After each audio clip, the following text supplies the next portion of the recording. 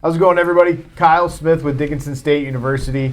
Today, we are in the Dale Little Soldier Arena on the campus of Dickinson State, and I am joined by two DSU alumni, Beni Paulson, who is a member of our steering committee and design committee for our new project here, and head rodeo coach Joe Schmidt. Yep. Guys, it's not the building that you guys grew up in. Beni, what was your earliest memory of the on-campus arena here at Dickinson State? I remember the old building as being the most amazing thing, coming here for team ropings with my dad, and just the community that would come together back then, and packed into a bunch of team ropers packed into this little building in the wintertime, just excited to be doing stuff. Now, and then growing up, going to DSU rodeo in here, it was all centered around this building, and coming together to practice and coming together with your team and your fellow competitors. And now to take this step up in this new building is awesome. Coach, how long ago do we have to go back for your earliest About memory? 23 years when I came here as a freshman, so it's been a minute.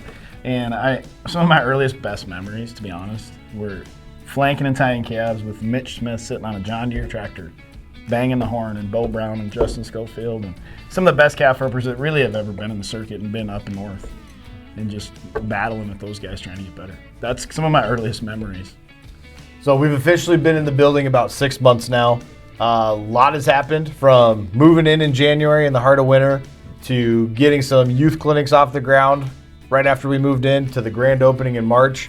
Beni, what have you been a part of since we've been in the new building? Bull riding practice with the college bull riders, and I raise the bulls. I bring the bulls a lot of times for our practice, and immediately the facility just makes it so much easier to have a better practice.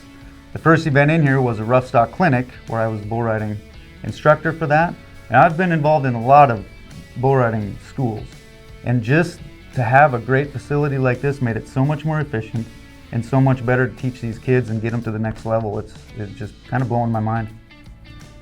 Coach, what else has been happening? You know, as far as like DSU Blue Hawk practice, we have ran thousands of calves, steers. We've bucked probably 1,000 horses. I mean, we've bucked a lot of horses and bulls and ran barrels and tied more goats than all of it combined. So just DSU rodeo practice plus everything else happened in this arena I've been a part of.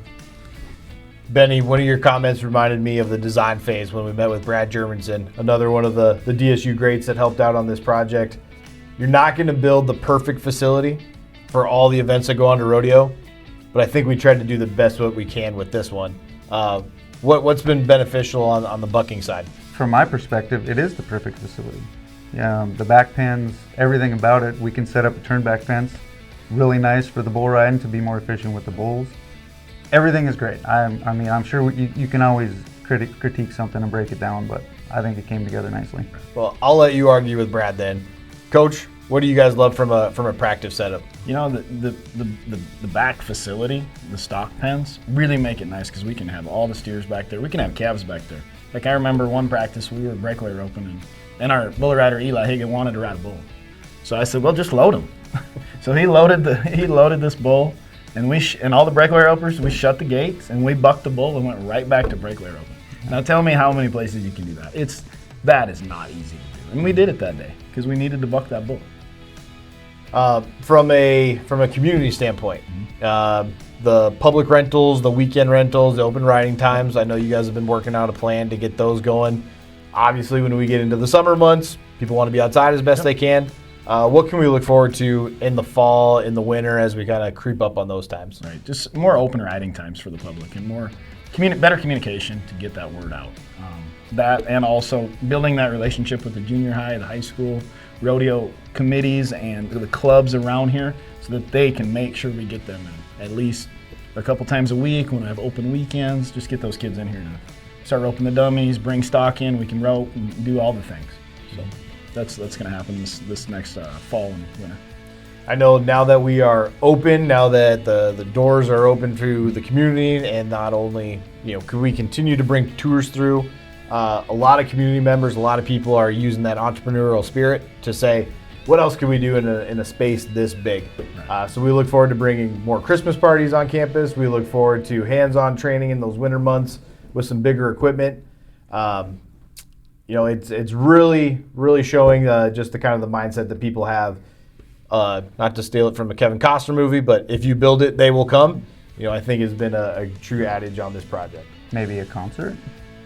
Maybe a concert. Maybe bull riding. One of the great problems you have with a building like this is, what kind of building do you want to be? I know Joe and Heidi have gotten some questions on, hey, can we have a wedding there? Do we want to be a wedding facility? Do we want to be a concert venue?